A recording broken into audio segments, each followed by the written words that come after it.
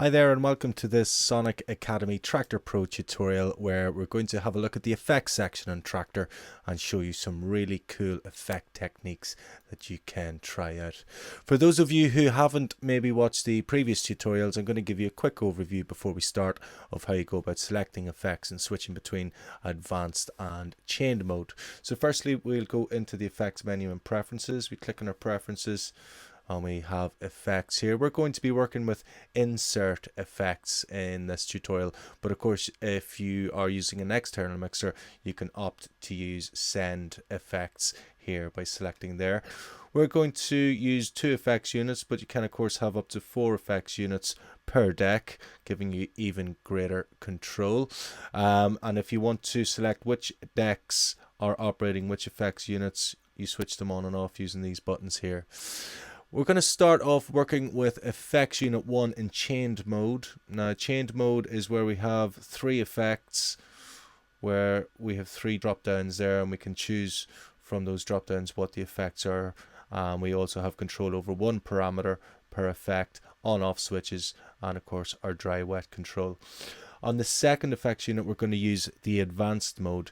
The advanced mode basically is for 1 effect, but it gives us 3 parameters generally to work with. Some will be 2 parameters, and you have your dry wet, your on off control there as well, but it gives you a greater level of control using the advanced mode than you would have in chained mode.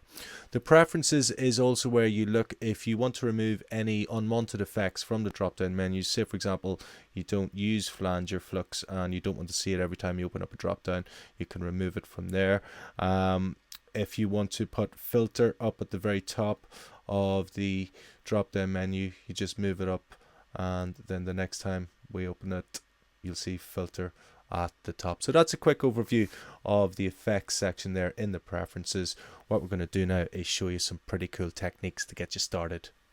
First one we're going to look at is a technique that you would sometimes hear Richie Houghton using in his sets. To do this we are going to set up a delay T3 just on this effects unit 2 here, but you can use either effects unit if you wish. We are in advanced mode for delay T3 as well. So our settings for this, we keep our filter at around 12 o'clock, put your feedback up to around 3 o'clock, and you can start off your rate there, but we're going to use this free rate button here to activate what you will hear as a sort of pitch effect. So I'm going to play a loop that I have saved here, and you can hear how this works. So switch on.